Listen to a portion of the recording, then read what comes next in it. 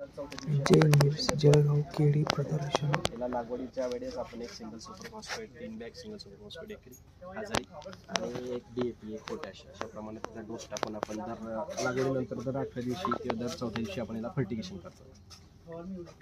आपले काही प्रश्न असतील तर आपण विचारू. फर्टिगेशन मध्ये सर काय काय द्यायचं? युरिया पोटॅश मॅग्नेशियम मायक्रोट्रन समजा 1261 या प्रकारे दर 4थ्या दिवशी म्हणजे एक तारखेला जर दिलं तर दुसरा तिसरा दिवस गॅप द्यायचा आणि 4 तारखेला करायचं. अशा प्रकारचं जे एक नियमित संतुलित आपण schedule urea 4.5 kilo 6.5 kilo potash magnesium अर्धा ते 1 किलो 1261 अर्धा ते 1 किलो अशा प्रकारे आपण त्याला दर 4थ्या दिवशी फर्टिगेशन देतो. ओपनला पण येते.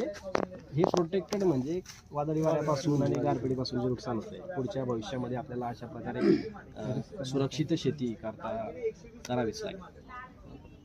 जवळपास याचा 20 ते 22 लाख रुपये एकरी खर्च आहे. 50-60% सबसिडी आहे. 25-30 वर्ष लाईफ सायकल आहे. गॅल्वनाइज स्ट्रक्चर असल्यामुळे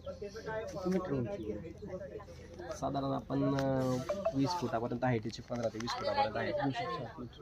जशा प्रमाणात आपल्याला पाहिजे असेल तशा तुमच्या याच्या पद्धतीने यात आपण केळी एकदम चांगल्या प्रकारे घेऊ शकतो. याच्यात इन्सेक्ट नेट असल्यामुळे बाहेरचं इन्सेक्ट जे आहे ते शिरकाव करणार नाही. तेवढेच आपले स्प्रे वाचतील. जर 47 डिग्री टेम्परेचर झालं तर आपण वरतून स्प्रिंकलर लावू शकतो, फॉगर लावू शकतो. मग ते लावल्या कारण काय होईल, जेव्हा 46-47 डिग्री टेम्परेचर जातं तेव्हा आपण पाणी जर वाढवलं क्लायमेट काय होईल थोडंसं संतुलित राहील.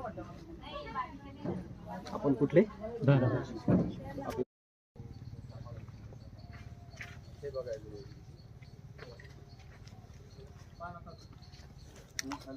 पूर्ण 12 ते 14 महिने घेते. ही 11 महिने हार्वेस्ट करतो. 12 महिने साधारण 15 ते 3 ठिकाणी 2 ठिकाणी जायचे.